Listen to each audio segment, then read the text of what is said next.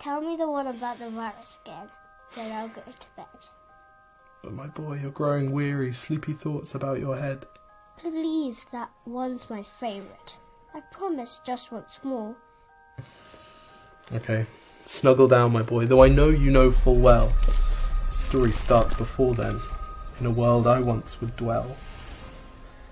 It was a world of waste and wonder, of poverty and plenty, back before we understood why hindsight's 2020.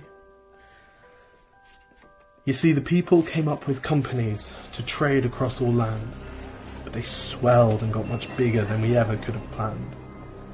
We'd always had our wants, but now it got so quick. You could have anything you dreamed of in a day, and with a click. We noticed families had stopped talking. That's not to say they never spoke, but the meaning must have melted, and the work-life balance broke. And the children's eyes grew squarer, and every toddler had a phone.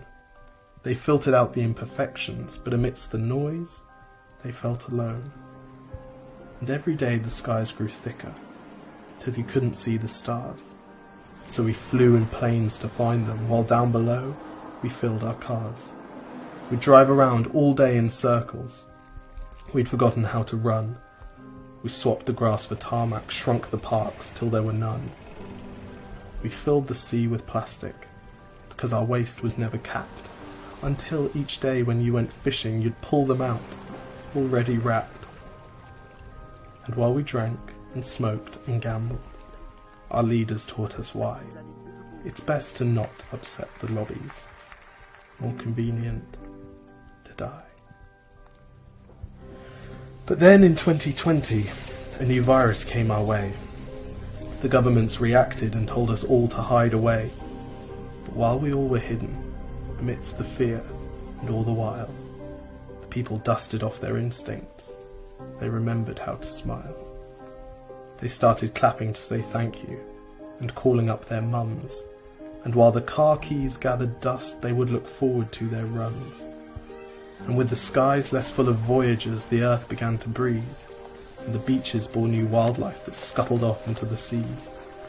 Some people started dancing, some were singing, some were baking. We'd grown so used to bad news, but some good news was in the making.